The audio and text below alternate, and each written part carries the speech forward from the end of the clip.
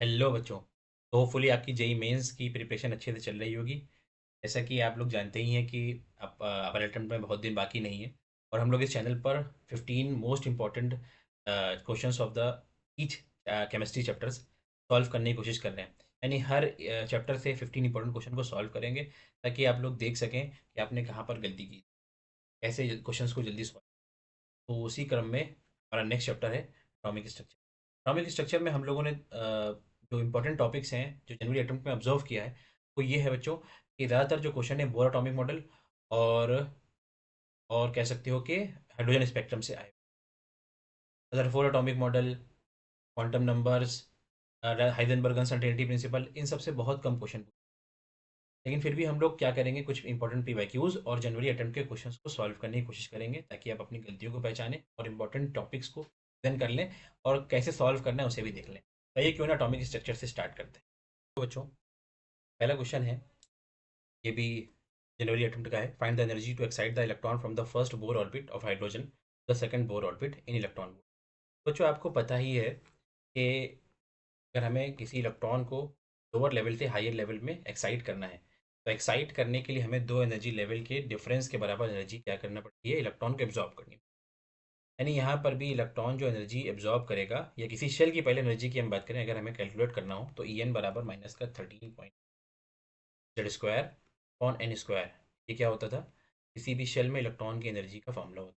यहाँ पर हाइड्रोजन है तो जेड की जगह पर एटॉमिक नंबर 1 रख दो, और शेल की बात कर रहे हैं तो यहाँ पर क्या रख दोगे, एन की जगह पर फर्स्ट शेल के लिए 1 और सेकंड शेल के लिए 2, और दोनों का डिफरेंस निकाल लोगे, आंसर आ जाएगा। लेकिन अगर हमने याद करिए, एक ट्रिक भी बताइए कि किसी भी शेल में इलेक्ट्रॉन जो होता है उसकी एनर्जी फर्स्ट शेल में अगर है तो माइनस का 13.6 जेड स्क्वायर इलेक्ट्रॉन वोल्ट होती है।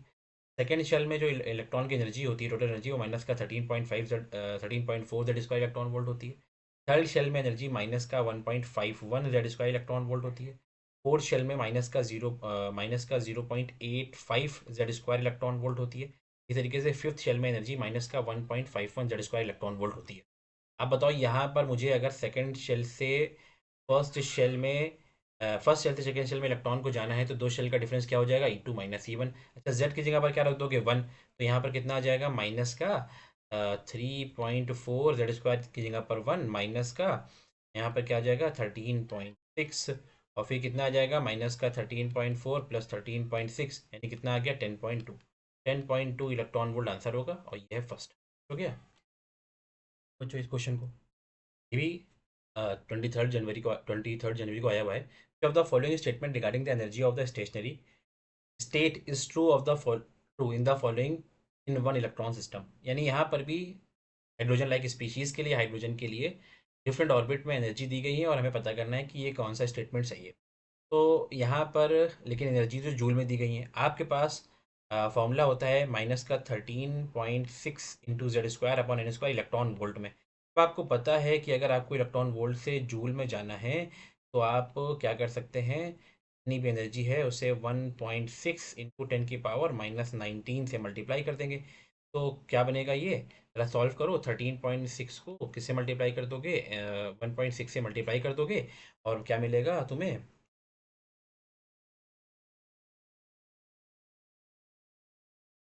देखो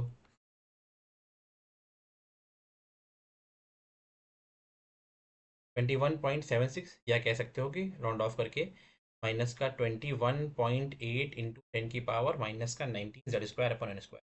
अब ये फॉर्मूला जूल में आ चुका है, जूल पर एटम, यानी किसी एक एटम में एक इलेक्ट्रॉन किसी शेल में है तो उसकी एनर्जी कितनी होगी, हम इस फॉर्मूले से निकाल सकते हैं कोई जूल में। तो अब हम ज़रा ऑब्जर्व करें तो हमें ये जो सर है थर्ड फोर्थ वाला, इसमें थर्ड ऑर्बिट भी है और लिथियम का एटॉमिक नंबर भी थर्ड हो, यानी 9 से 9 कैंसिल आउट हो जाएगा तो एग्जैक्ट आंसर मैच हो सकता है फोर्थ वाला, एक ही सही होगा। तो इसको हम लोग लिख सकते हैं क्या, 2.18 इंटू 10⁻⁻18, और फिर यहाँ पे क्या आ जाएगा, जेड की जगह पर 3 का स्क्वायर 9 अपॉन एन की जगह पर 3 का स्क्वायर 9, 9 से 9 सॉल्व हो जाएगा, आंसर आपका कितना आ जाएगा, माइनस का 2.18 इंटू 10⁻⁻18।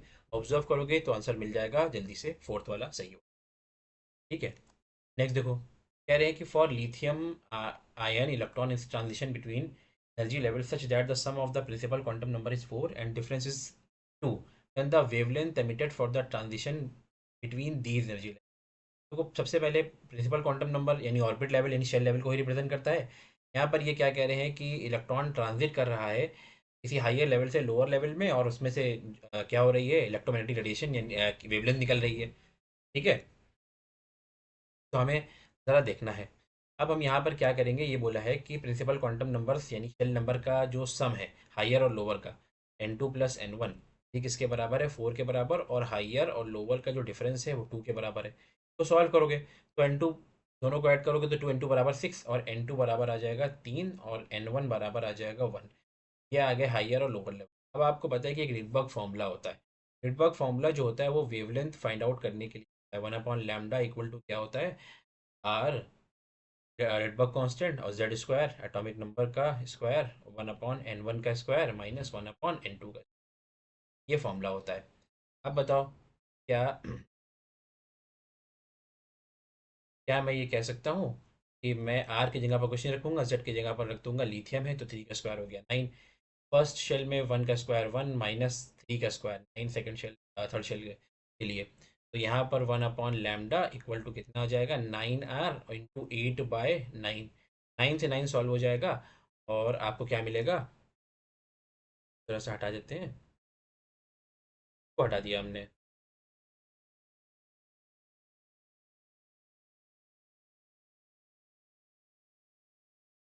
तो लैम्डा बराबर कितना हो जाएगा, लैम्डा बराबर हो जाएगा 1/8r। अब देखो ये r की वैल्यू दी गई है, इसको रखना थोड़ा सा मुश्किल भी हो सकता है, लेकिन आपको याद भी होगा कि 1/r की वैल्यू भी हमें याद हो। 1/r की वैल्यू 91.1 जो है नैनोमीटर में होती है। नैनोमीटर से सेंटीमीटर में जाओगे तो 10⁻⁻7 सेंटीमीटर में इसको लिख लें। ठीक है, अब इसको 8 सॉल्व कर लो, तो 8 से सॉल्व करोगे तो कितना आ जाएगा, 8 × 1 = 8 आ जाएगा। फिर यहाँ पर बचेगा, फिर एक और बार आ जाएगा 1। ठीक है, पॉइंट लग जाएगा, और फिर उधर चला जाएगा, तो 8 × 3 = 24। ठीक है, फिर 8 × 8 = 64 आ जाएगा, 11.38, यानी आप क्या कह सकते हो, 11.4 इंटू 10⁻⁻7 सेंटीमीटर, या 114 इंटू 10⁻⁻8 सेंटीमीटर में आंसर आएगा, और यही आपका आंसर। ये भी क्वेश्चन 23 जनवरी को पूछा गया था। इसमें पूछ रहे हैं कि इन द हाइड्रोजन स्पेक्ट्रम में हमें स्टेटमेंट कुछ बताने हैं, कौन से सही है कौन से गलत है। कि maximum wavelength of the radiation of the Lyman series is 4/3r, बामर series, अब ये सब क्या है थोड़ा सा इसको जान लेते हैं, एक बार रिवीजन कर लेते हैं। देखो, आपको पता है कि जब कभी भी हाइड्रोजन या हाइड्रोजन लाइक स्पीशीज में इलेक्ट्रॉन किसी हायर लेवल से लोअर लेवल में जंप करता है, तो क्या करता है, डिफरेंट डिफरेंट वेवलेंथ की लाइंस, वेवलेंथ की लाइट्स को एमिट करता है, और उन्हें हम क्या करते हैं, स्पेक्ट्रम पर जब ऑब्जर्व करते हैं, स्पेक्ट्रम बनाते हैं या स्पेक्ट्रोफोटोमीटर में ऑब्जर्व करते हैं, तो कुछ फाइन लाइंस या ऑब्जर्व होती हैं, इन्हें हम कहते हैं स्पेक्ट्रल लाइंस। अब जो स्पेक्ट्रल लाइंस हैं ये हर एक डिफरेंट ट्रांजिशन के लिए अलग अलग होती हैं। ठीक है, तो जब कभी भी ट्रांजिशन हो रहा होता है किसी इन्फानाइट किसी भी शेल से फर्स्ट शेल में, तो जो स्पेक्ट्रल लाइन का कलेक्शन हमें मिलता है स्पेक्ट्रम में, तो उसे हम कहते हैं लाइमन से। इसी तरीके से अगर किसी भी शेल से ट्रांजिशन हो रहा हो सेकेंड शेल में, तो हम कहते हैं बामर सीरीज। फिर इसी के बाद अगर किसी भी शेल से ट्रांजिशन हो रहा हो थर्ड शेल में, हम कहते हैं पाशन। फिर इसी तरीके से फोर्थ शेल में ट्रांजिशन होगा तो ब्रैकेट, और फिर इसी तरीके से ट्रांजिशन होगा में फिफ्थ शेल में, तो हम कहते हैं फंड। ठीक है, अब इसमें जो हम जो पहली लाइन होती है, यानी अगर हम लेमन की बात करें तो सेकंड से फर्स्ट वाली लाइन जो होगी उसे हम कहेंगे ये फर्स्ट लाइन है।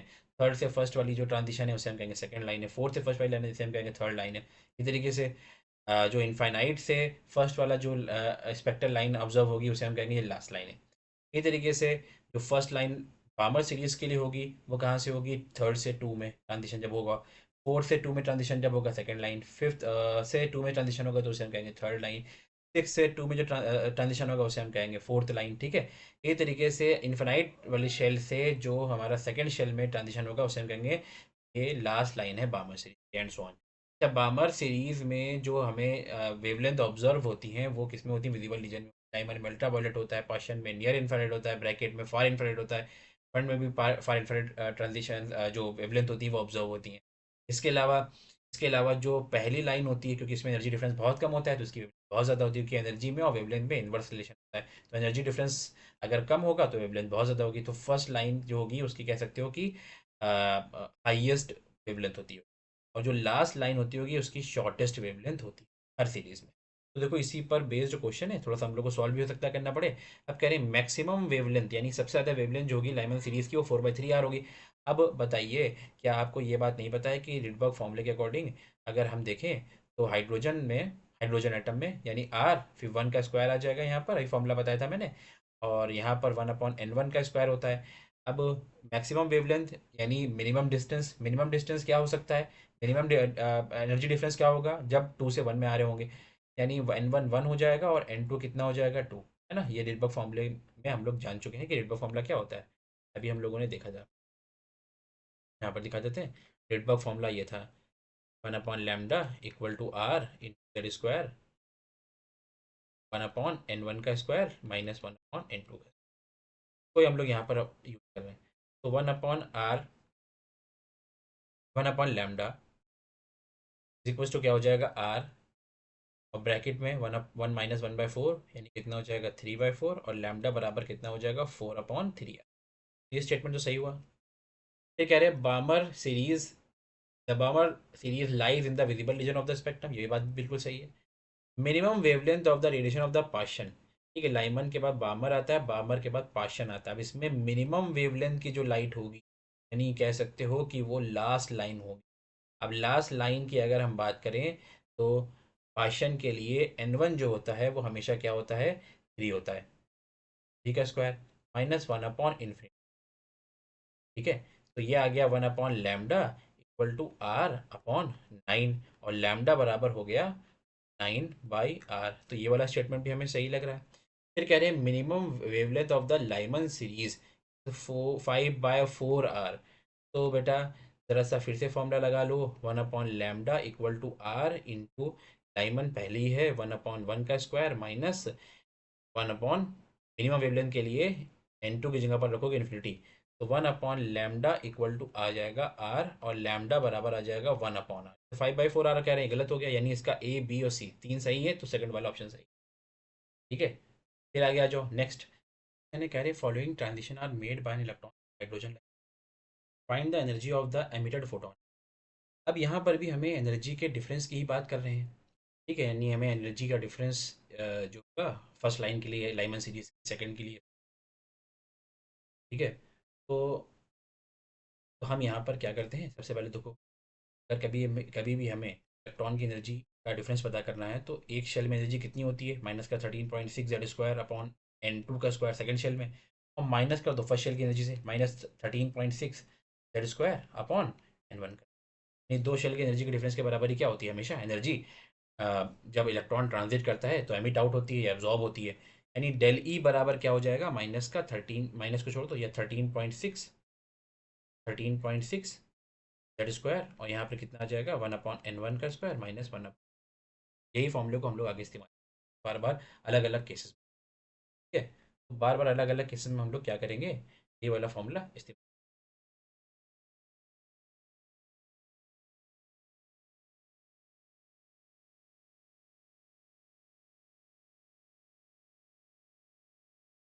तो देखो पहले केस में कह रहे हैं कि first line of the Lyman series की के बारे में बात करो। तो अगर हम लोग first line of the Lyman series के बारे में बात करें तो डेली बराबर कितना हो जाएगा 13.6 जेड स्क्वायर, और यहाँ पर कितना आ जाएगा लाइमन सीरीज की पहली लाइन के लिए n1 भी कितना होता है 1, और n2 कितना होगा 2, यानी यहाँ पर कितना आ जाएगा 1/1 का स्क्वायर माइनस 1/2 का स्क्वायर 4, यानी आप कह सकते हो डेल ई बराबर हो जाएगा 13.6 जेड स्क्वायर, और यहाँ पे आ जाएगा 3/, ये देखो second line of the Balmer series. अब बामर सीरीज के लिए अगर सेकेंड लाइन की बात करें तो इसके लिए n1 हम फॉर्मूले में रखेंगे 2, और n2 रखेंगे हम इसमें 4। यहाँ पर कितना आ जाएगा डेल ई बराबर 13.6 जेड स्क्वायर, और ब्रैकेट में 1/2 का स्क्वायर 4 माइनस 1/4 का स्क्वायर 16, यानी डेल ई बराबर कितना हो जाएगा 13.6 जेड स्क्वायर, और यहाँ पर कितना आ जाएगा 3/16, ठीक है। फिर आगे देखो,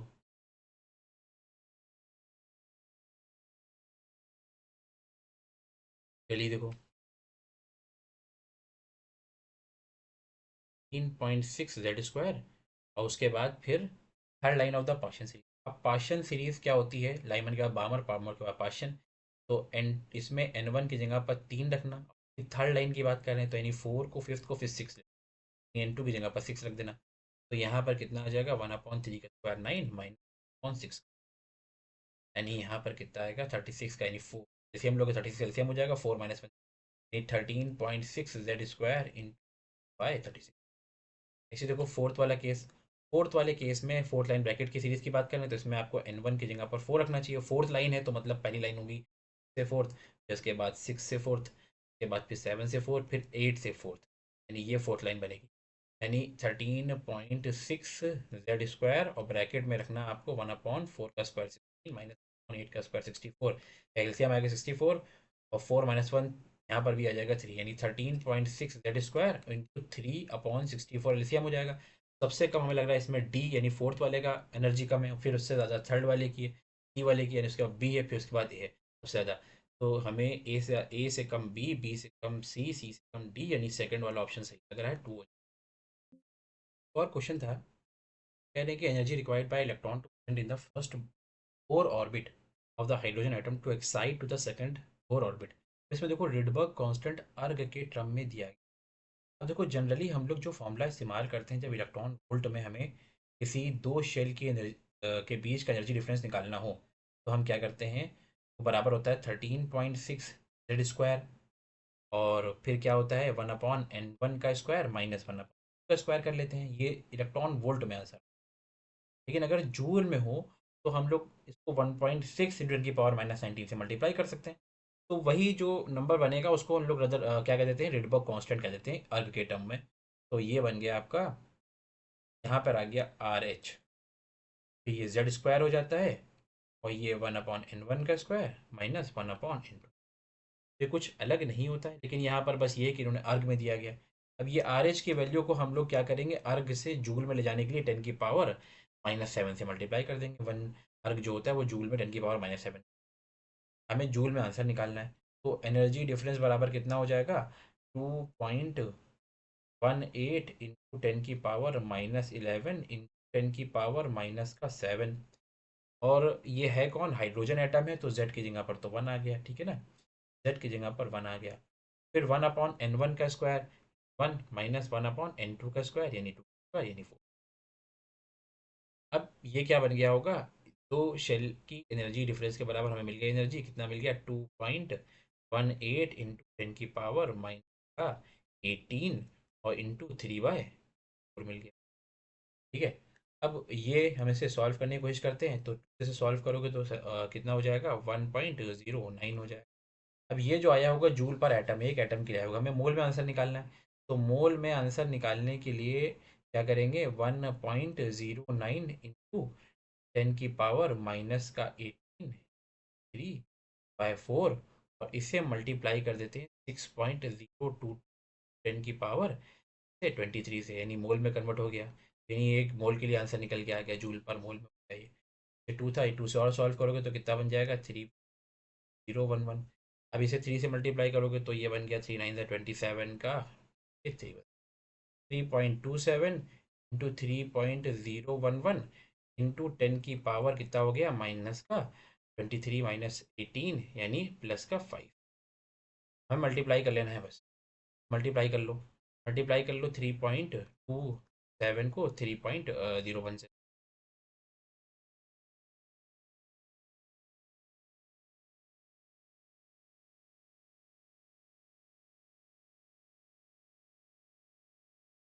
तो क्या मिलेगा हमें,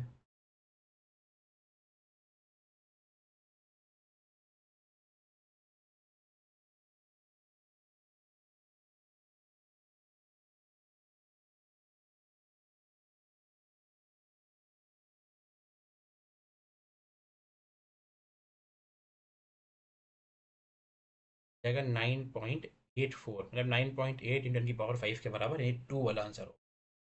तो इसका आंसर हो जाएगा, ठीक है। नेक्स्ट देखो, कह रहे हैं कि given below are the statement. अब ये स्टेटमेंट बेस्ड क्वेश्चन आया था कि when the electric discharge is put gaseous hydrogen atoms it emit discrete frequency in electromagnetic spectrum. हाँ, ये बात सही है कि हम लोग जब हाइड्रोजन इलेक्ट्रिक डिस्चार्ज ट्यूब में हाइड्रोजन गैसियस हाइड्रोजन एटम के ऊपर इलेक्ट्रिक डिस्चार्ज को क्या करते हैं, करवाते हैं, तब उसमें से hydro different frequencies emit out होती हैं। यानी हाइड्रोजन स्पेक्ट्रम में हमने यही देखा ही है कि एनर्जी एब्जॉर्ब हो रही होती है, फिर एनर्जी रिलीज भी होती है। फिर frequency of the helium ion of the second line of the Balmer series equal to the first line of the Balmer diamond series. तो चलिए इसको हम लोग कर लेते हैं, पहला स्टेटमेंट सही है। अब सेकंड स्टेटमेंट को हम लोगों ने क्या किया कि वन अपॉन लैम्डा पहले किसके लिए करते हैं, second line of the Balmer series के लिए करते हैं। बामर सीरीज की सेकंड लाइन के लिए अगर हम बात करें तो यहाँ पर क्या आ जाएगा, आर जेड का स्क्वायर इन टू का स्क्वायर फोर। उसके बाद क्या आएगा, वन अपॉन सेकेंड लाइन है बामर सीरीज की टू का स्क्वायर फोर माइनस थ्री और फोर 16 यहाँ पे आ जाएगा। इसको सॉल्व करोगे तो ये कुछ क्या दिखाई देगा आपको, फोर और ये थ्री अपॉन 16 को सॉल्व किया, यानी 3r/4 समथिंग। ये देखो first line of the Lyman series की अगर हम बात करें तो first line of the Lyman series में अगर हम कहेंगे तो क्या कहेंगे, आर इंटू वन का square minus one upon one minus four, यानी वन अपॉन लैम्डा एल बराबर कितना हो जाएगा, आर इंटू 3/4। और ये देखो दोनों सेम है, तो यानी स्टेटमेंट टू भी सही है, स्टेटमेंट वन और स्टेटमेंट टू करेक्ट है। तो फर्स्ट वाला आंसर होगा। फिर क्या कह रहे हैं देखो, line corresponding to the Lyman series are L1 L2 L3 L4 among these line corresponding to the lowest energy, similarly line corresponding to the Balmer series are B1 B2 B3 B4 among these B1 line the lowest energy। ठीक है, B1 क्या है, जो lowest energy की line है, और L1 जो है वो लोवेस्ट एनर्जी। हमें क्या करना है, first line of the Lyman series और second line of the Balmer first line of the Balmer series का रेशियो निकालना है, और फिर ये इस एक्सप्रेशन से एक्स की। तो first line of the Lyman series को इन्होंने डेल्टा ई एल से रिप्रेजेंट किया है, जो कि अभी आप निकाल के आए हो, या फिर से निकालना हो तो निकाल लो। यहाँ पर क्या करोगे, ठीक है, माइनस का, या सॉरी प्लस का 13.6 लाइमन सीरीज है, किसके लिए हम बात कर रहे हैं ये,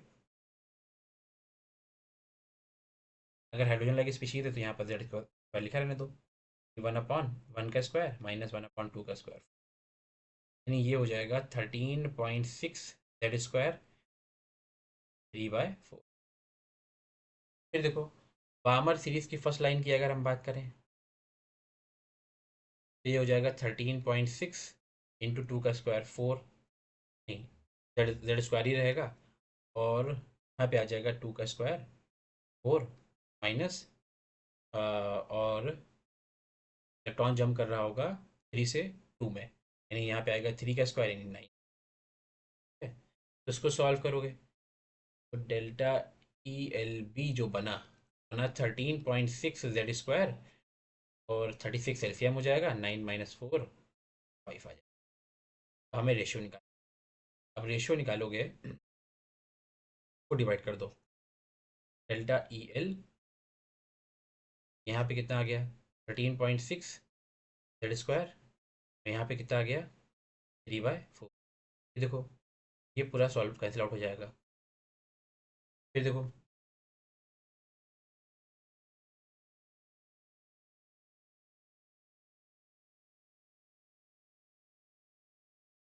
क्या मैं थोड़ा सा जगह बना लूँ, कैलकुलेशन क्या बना, इनका जो रेशियो बना, delta E L B upon delta delta E L 5/36 4 upon यानी इसे four one the four four nine the 36। तो अगर रेसिप्रोकल करते हैं तो delta E L upon delta E B का जो रेशियो होगा कितना दिखाई दे रहा होगा, 9 3 27/5। ठीक है, इसको हम कर देते हैं एक बार, यहाँ से कह सकते हो कि 10 से मल्टीप्लाई कर देते, 10 से ऊपर नीचे मल्टीप्लाई कर देते हैं। ठीक है, फिर इसके हमें 10 की पावर -1 के टर्म्स में ला, ठीक है, या ऊपर नीचे 2 से मल्टीप्लाई कर लो, सिंप्लीफाई कर लो, तो ये कितना बन जाएगा, ये बन जाएगा 54/10, यानी आंसर आ जाएगा 5.4।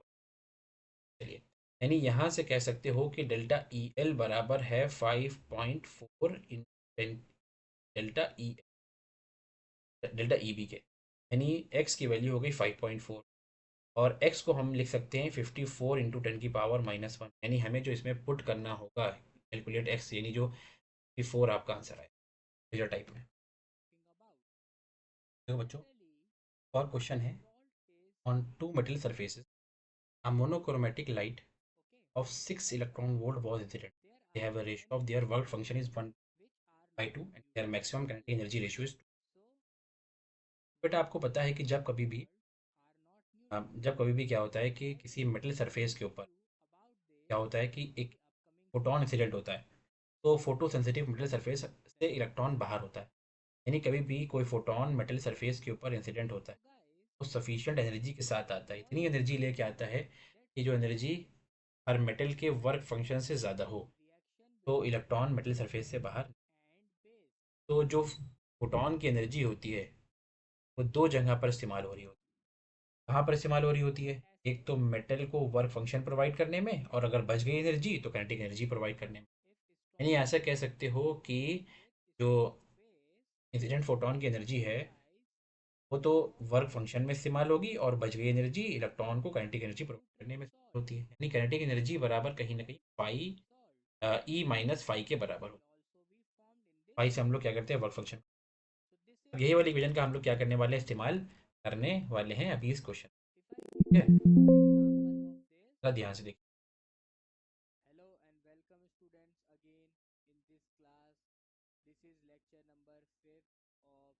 देखो, इस क्वेश्चन में कहा गया है कि दो मेटल सरफेसेस हैं और दोनों पर सेम 6 इलेक्ट्रॉन वोल्ट की एनर्जी इंसिडेंट हुई, और फाई वन और फाई टू का जो रेशियो है वो 2.6/1 है, यानी आप कह सकते हो फाई वन बराबर कितना हो जाएगा, सॉरी, फाई वन और फाई टू का जो रेशियो है कितना है, 1/2 है, यानी आप कह सकते हो कि जो फाई वन है या 2 फाई वन बराबर फाई टू हो जाए। ओके, यहाँ से हम कह सकते हैं कि काइनेटिक एनर्जी वन और काइनेटिक एनर्जी टू का जो रेशियो है तो किसके बराबर होगा, इंसिडेंट फोटोन की energy minus phi one upon incident photon की एनर्जी माइनस। अब ये वैल्यू दी गई है 2.62 कितना है, 6 - phi one divide by 6 - phi two कितना है, 2 फाई वन। ठीक है, मल्टीप्लाई कर लो इसको, क्रॉस मल्टीप्लाई पूरे ब्रैकेट को, क्या मिलेगा आपको, 6 2 12। ठीक है, फिर 6 6 36, फिर 6 2 12 और 3 50, 15.72 -2 2 4, 12 2 2 5.2451 इक्वल्स टू 6 - फाई वन, यानी यहाँ से हमें क्या मिल गया, 15.72 -6, यानी 9.72, 9.72 इक्वल टू 5.245, जब जाके हो गया 4.2451, यानी फाई वन की जो वैल्यू मिल रही होगी वो 9.72 डिवाइड बाय 4.24। अब बताओ, पूरे को अगर हम सॉल्व करें, ये अप्रॉक्सीमेटली 2 टाइम्स का ही आंसर है, 4.24 डिवाइड बाई 9.72 करोगे तो 2 के बराबर आंसर आएगा, और 2 के बराबर फाइव वन हमें कहीं मिल रहा है तो वो कहाँ पर है, ऑप्शन नंबर 1 में मिल। ठीक है, अब इसको डबल कर लो, तुम्हें क्या मिल जाएगा, यानी ये फाइव वन कहीं ना कहीं 2.2292 होना चाहिए, और फाइव टू इसका डबल 4.8584 होना, बिल्कुल यही आंसर होगा 1, ना टू ना 4 टाइम ना 1 टाइम ना 4 टाइम, ऐसा हो नहीं सकता, तो आपका आंसर जो होगा वो फर्स्ट वाला। तो देखो, ये क्वेश्चन कह रहा है कि व्हेन अ लाइट, है ना, light of wavelength 48 nanometer falls on a metal surface of threshold energy 3 electron volt, the de Broglie wavelength of the emitted electron in angstrom will be। अब यहाँ पर हमारे पास इंसिडेंट फोटोन की दी गई, अब इससे इलेक्ट्रॉन बाहर होगा, मेटल सरफेस के ऊपर इंसिडेंट होगा, यानी फोटो इलेक्ट्रिक इफेक्ट होगा। अब इलेक्ट्रॉन जब बाहर आ जाएगा तो उस वो एक मैटर है, और उससे एसोसिएटेड जो वेवलेंथ वेव होती है उसे हम कहते हैं डी ब्रॉगली वेव्स, यानी उसकी वेवलेंथ भी हम लोग फाइंड आउट कर सकते हैं। लेकिन पहले हम क्या पता करेंगे, जो इलेक्ट्रॉन बाहर निकला काइनेटिक एनर्जी कितनी है, उसके लिए हम क्या करते हैं, सबसे पहले इंसिडेंट फोटोन की जो वेवलेंथ है उससे एनर्जी पता कर लेते हैं, यानी इंसिडेंट फोटोन की एनर्जी पता करने के लिए हम HC अपॉन लैम्डा वाला फॉर्मूला लगा देंगे, यानी एनर्जी को और वेवलेंथ का जो रिलेशन होता है वो E equal to HC by lambda होता है ना, प्लैंक क्वांटम थ्योरी। अब एक ट्रिक बताई थी मैंने कि अगर आपके पास लैम्डा वेवलेंथ जो है वो नैनोमीटर में दी गई हो और आपको एनर्जी इलेक्ट्रॉन वोल्ट में निकालनी हो तो HC की जगह पर 1240 रख दें। यहाँ पर आ गया 248, इसको देखो सॉल्व करोगे तो हमें लगता है कि ये 124 का 2 टाइम है ये, यानी ये आ गया 5 इलेक्ट्रॉन। इंसिडेंट फोटोन की जो एनर्जी है वो 5 इलेक्ट्रॉन वोल्ट, यानी काइनेटिक एनर्जी जो होगी, काइनेटिक एनर्जी जो होगी वो इंसिडेंट फोटोन की एनर्जी माइनस वर्क फंक्शन से 5 - 3 यानी 2 इलेक्ट्रॉन वोल्ट आ जाएगी। अब 2 इलेक्ट्रॉन वोल्ट को जूल में कन्वर्ट कर लो, तो जूल में ये एनर्जी बराबर हो जाएगी 2 × 1.6 × 10⁻⁻19 जूल। अब बताइए, अगर आपको मैटर वेव्स में वेवलेंथ निकालनी हो तो क्या फॉर्मूला क्या होता है, lambda equal to H upon under root में 2 m के डी ब्रॉगली वेवलेंथ निकालने का फॉर्मूला होता है अगर काइनेटिक एनर्जी दी गई हो। एच किलो रखोगे 6.6 × 10⁻⁻, फिर इसको डिवाइड कर दोगे किससे, 2, मास ऑफ इलेक्ट्रॉन कितना है 9.1 × 10⁻⁻30। उसके बाद क्या है आपके पास, उसके बाद है काइनेटिक एनर्जी यानी 2, ठीक है, इंटू 1.6 × 10⁻⁻90। सही है। चलिए अब इसे और सॉल्व कर लेते हैं, थोड़ा सा जगह बना लेते हैं।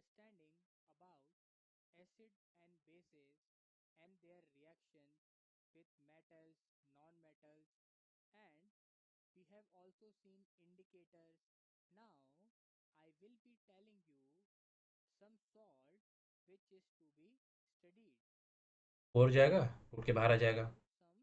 लैम्डा बराबर क्या हो जाएगा 6.6 10⁻⁻34। एक ये 2 है, एक ये 2 है, रूट के बाहर आ गया, ठीक है। और 10⁻⁻34 और क्या है आपके पास माइनस का 19, -34 और -19 एडअप कर लो, कितना हो जाएगा,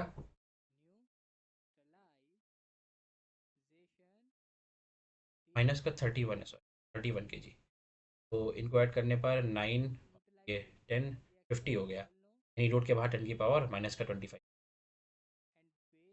अब रूट के अंदर क्या बचा, रूट के अंदर बचा है 9.1 और 9.1 को और 1.6 को मल्टीप्लाई करो,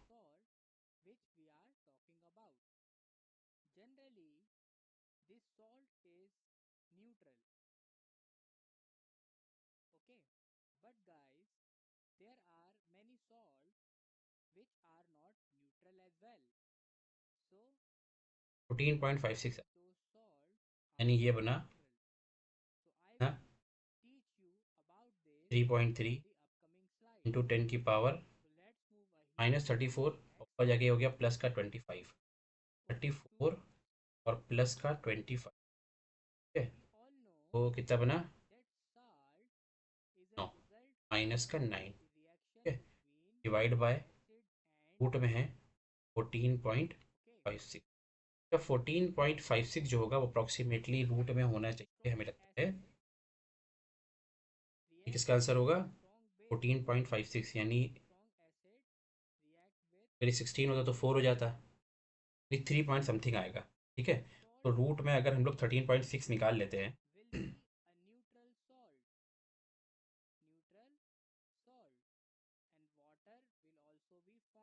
तो 3.8 के बराबर आ जाएगा, 3.3 डिवाइड बाई 3.8 हो जाएगा, ठीक है।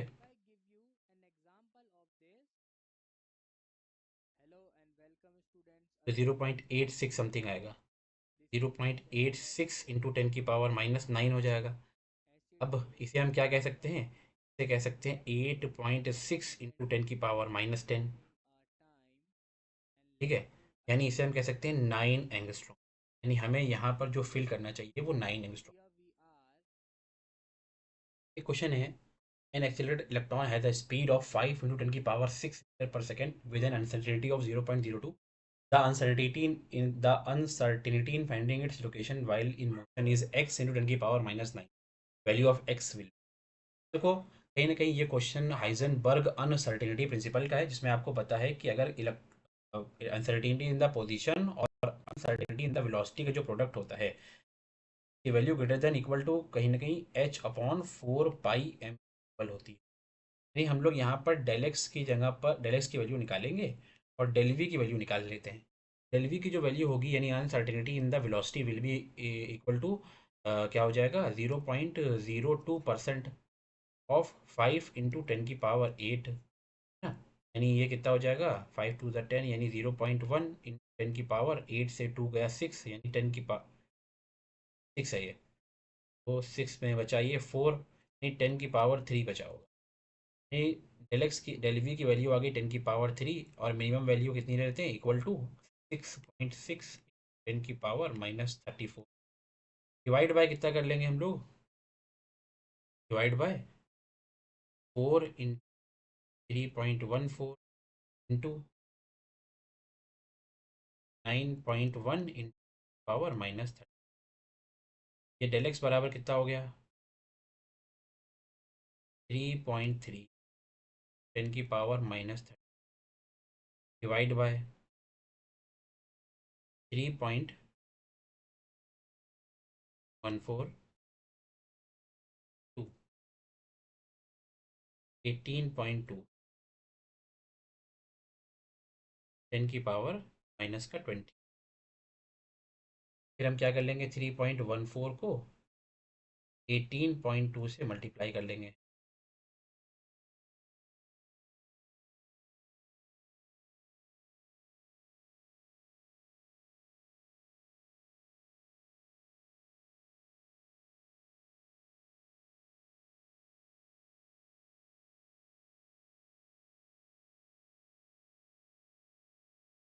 कितना आएगा आंसर,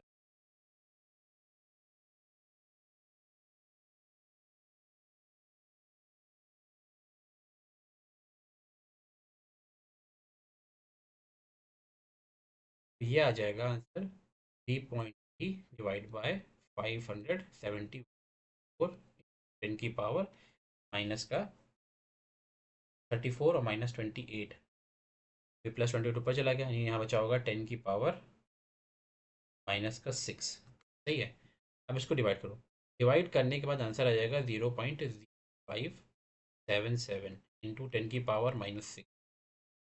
जब इसको सॉल्व करोगे हमें लिखना है 10⁻⁻9 का ऑर्डर में, तो पॉइंट को पीछे ले जाना 3 प्लेसेस में, तो आ जाएगा 57.7 इंटू 10⁻⁻9।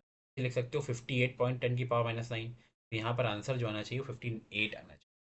ठीक है चलिए देखो, एक और क्वेश्चन है, कह रहे कि the maximum number of electron in the following two given set of quantum number. यहाँ पर क्वांटम नंबर दिए गए हैं, एक में एन की वैल्यू 5 और एम एल की वैल्यू 1। ये मैग्नेटिक क्वांटम नंबर की वैल्यू -1 है और प्रिंसिपल क्वांटम नंबर की वैल्यू 5। आपको पता है कि एन की वैल्यू 4 क्वांटम नंबर होते हैं। एक होता है प्रिंसिपल क्वांटम नंबर, ये शेल को रिप्रेजेंट कर रहा होता है। फिर इसमें आते हैं सब शेल के लिए एल होता है। उसके बाद फिर होता है मैग्नेटिक क्वांटम नंबर, फिर आता है स्पिन क्वांटम।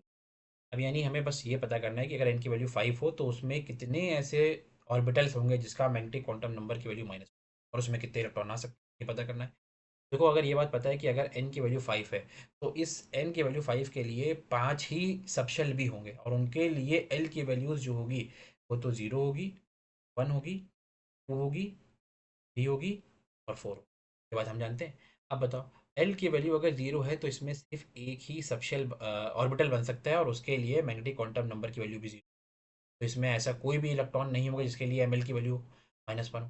फिर अगर एल की वैल्यू 1 है तो इसमें 3 ऑर्बिटल बनेंगे में मैग्नेटिक क्वांटम नंबर की वैल्यू यानी एम एल की वैल्यू -1 भी हो सकती है, 0 भी हो सकती है और +1 भी हो सकती है। यानी यहाँ से 2 इलेक्ट्रॉन मिलेंगे। इसी तरीके से अगर एल की वैल्यू 2 है तो इसमें क्या मिलेंगे 5 ऑर्बिटल्स मिलते हैं। के लिए एम एल की वैल्यू -2 -1 0 +1 और +2। यानी आप कह सकते हो यहाँ से भी 2 इलेक्ट्रॉन हमें -1 वाले ऑर्बिटल में फिलअप होते हुए नजर आएंगे। ऐसे ही 3 में भी और ऐसे ही 4 में। यानी यहाँ से भी 2 इलेक्ट्रॉन, 2 2 4 2 6 2 8 8 इलेक्ट्रॉन जो होंगे वो किस में होंगे n = 5 और ml = -1। ठीक है। इसके अलावा n की वैल्यू 4 यानी फोर्थ शेल है, यानी आप कह सकते हो n की वैल्यू 4 हो गई। फिर l की वैल्यू 2 है तो यानी कह सकते हो कि ये डी सब शेल है। एम एल की वैल्यू भी वन है और एम एस की वैल्यू हाफ है, तो यानी सिर्फ और सिर्फ एक ऐसा वन एक ही इलेक्ट्रॉन हो सकता है जिसकी ऐसे चारों के चारों क्वांटम नंबर हो, यानी एक ही इलेक्ट्रॉन ऐसा हो सकता है। यानी 8 और 1 हमें मिल रहा है वन में, ऑप्शन हो जाए। ये देखो कह रहे हैं कि हमें इनको डिक्रीजिंग ऑर्डर में अरेंज करना। ये क्वेश्चन तो आया हुआ क्वेश्चन है और ऐसे क्लास में बहुत सारे क्वेश्चन कराए भी जाते हैं। अब ऐसे क्वेश्चन अगर हमें एनर्जी के डिक्रीजिंग ऑर्डर में अरेंज करना है तो हमारे पास क्या होता है, हमारे पास एन प्लस एल रूल होता है। इसके लिए एन प्लस एल की वैल्यू ज़्यादा, उसके लिए एनर्जी ज़्यादा, जिसके लिए एन प्लस एल की वैल्यू कम उसकी एनर्जी कम। और अगर एन प्लस की एल की वैल्यू दोनों सेम हो जाए, जिसके लिए एन की वैल्यू ज़्यादा उसकी एनर्जी ज़्यादा होती है। तो एन प्लस एल देखो सबसे ज़्यादा डी में आ रहा है, 3 + 2 5। फिर उसके बाद यहाँ पर देखो बी में सी में तीन एन प्लस एल 4 है और सी में भी एन प्लस एल 4 है। यानी आप यहाँ से कह सकते हो इन दोनों में अब बी की एनर्जी ज़्यादा होगी। तो पहले डी की एनर्जी, फिर डी से कम आया बी की एनर्जी, फिर बी से कम एनर्जी हुई, और फिर 3 + 0 3, सबसे कम एनर्जी हुई ए की। तो डी से कम बी, डी से कम ए, हमें मिला ऑप्शन 2। और देखो अब कह रहे हैं कि आपको बताना है कि the number of the given orbital having electron density along the axis, इसमें से कितने ऑर्बिटल ऐसे हैं जिसकी में अलोंग द एक्सिस क्या होती है, इलेक्ट्रॉन डेंसिटी होती है। अब आपको पता है कि पी एक्स का अगर हम शेप बनाएं तो एक्स ऑर्बिटल के अलोंग क्या होता है, एक डंबल होता है। यानी हाँ, ये एक्स एक्सिस के अलोंग इसमें इलेक्ट्रॉन डेंसिटी। अगर हम पी वाई का शेप बनाएं तो पी वाई में भी आपको क्या देखने को मिलेगा, वाई एक्सिस के अलॉन्ग इलेक्ट्रॉन की डेंसिटी होती है। अगर मैं आपसे बोलूँ पी जेड बनाओ, तो पी जेड में क्या होता है, जेड एक्सिस के अलॉन्ग एक डंबल होता है। यानी पी जेड में भी इलेक्ट्रॉन के अलॉन्ग एक्सिस के अलॉन्ग इलेक्ट्रॉन डेंसिटी होती है। डी एक्स वाई बोला जाए, डी वाई जेड बोला जाए, डी एक्स जेड बोला जाए, ये तीनों ही प्लेन के बीच में होते हैं, एक्सिस के बीच में 45 डिग्री के एंगल पे होते हैं। तो इसमें electron density D X Y D Y Z और डी जेड एक्स में इलेक्ट्रॉन एक्सिस के अलॉन्ग नहीं होती है, एक्सिस के बीच में होती है। फिर आता है आपका D Z square. D Z square कैसा होता है, जेड एक्सिस के अलॉन्ग होता है, और इसमें most of the electron density कैसे होगी, जेड एक्सिस के अलॉन्ग होगी, ये भी कह सकते हो सही। फिर आता है D X square minus Y square. ये तो एक्स स्क्वायर एक्स एक्सिस और वाई एक्सिस के बीच में डबल डबल होता है, ये भी एक्स एक्सिस के अलॉन्ग शेप है। ठीक है, यानी इसमें आपका 3 2 5 5 ऐसे ऑर्बिटल हैं जिसमें इलेक्ट्रॉन एक्सिस के अलॉन्ग है। फिर आगे आ जाओ।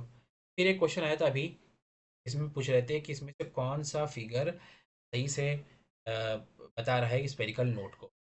ठीक है, अब बताइए, आपको दो तरह के जो नोट्स हैं वो पढ़ाए गए हैं, याद करिए।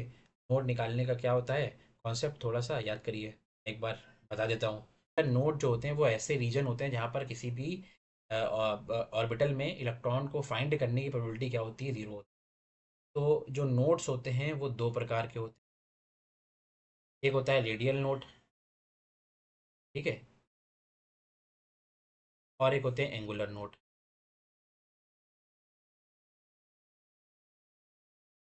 रेडियल नोट निकालने का फॉर्मूला क्या होता था, याद करिए। और एंगुलर नोट जो होते हैं वो एल से, टोटल नोट जो होते हैं तो निकालने का formula n-1। Angular node L होते हैं, रेडियल नोड n-l-1। और रेडियल नोड को ही हम लोग कह सकते हैं स्फेरिकल नोड, क्योंकि ये स्फेरिकल शेप के होते हैं। ठीक है, स्फेरिकल नोड होते हैं। ठीक है, तो अगर हम बात करें, अगर हम बात करें जैसे हमारे पास 4p है, ठीक है? तो 4p में रेडियल नोड कितने होंगे, तो आप कहोगे 4, और p के लिए l की वैल्यू कितनी होती है, 1 - 1, यानी कितने हो जाएंगे, 2। और एंगुलर नोड कितने होंगे, 1। टोटल नोड कितने होंगे, ठीक है। अब देखो, एंगुलर नोट का जो होता है वो शेप आपको बता सकते हैं, लेकिन ये देखो अभी इतना टाइम नहीं है। लेकिन मैं अगर मैं इसकी बात करूँ कि स्पेरिकल नोट की, या कह सकते हो रेडियल नोट की, तो जब कभी भी हम लोग क्या करते हैं, साई आर का डायग्राम बनाते हैं, आर के रिस्पेक्ट में साई क्या होता है, वेव फंक्शन होता है, हम लोगों ने श्रोडिंगर वेव पढ़ा था। तो एस सबशेल के लिए जो डायग्राम होता है वो कभी भी ओरिजिन से स्टार्ट नहीं होता, और जितने नोट्स होते हैं उतनी बार ये वेव फंक्शन एक्स एक्सिस को टच करता है। यानी ऐसा पॉइंट जहाँ पर तैयार की वैल्यू जीरो हो जाए, यानी वेव फंक्शन की वैल्यू जीरो हो जाए, वही नोड होगा। तो ये कह सकते हो कि पी पॉइंट जो है वो नोड को रिप्रेजेंट कर रहा है। बिल्कुल सही बात है कि जो आपका 2s होगा, 2s में सिर्फ और सिर्फ एक ही नोड होगा, कैलकुलेट करके देख लो। 2 - s के लिए एल की वैल्यू कितनी होती है, 0, 2 - 1, यानी 1 वैल्यू आएगी। और एक नोड है और वो कहाँ पर मिल रहा होगा, बी पॉइंट पर मिल रहा होगा। बिल्कुल सही बात है कि कौन सा स्पेरिकल नोड है which is represented by the in figure 2, यानी ये फिगर 1 है और ये फिगर 2 है। तो आप कह सकते हो बी पॉइंट जो है वो स्फेरिकल नोड को 2s ऑर्बिटल के लिए सही से रिप्रेजेंट। होपफुली आपको सब चीज़ें समझ में आ गई होंगी जो पढ़ाया गया है। सारे क्वेश्चन बहुत इंपॉर्टेंट थे।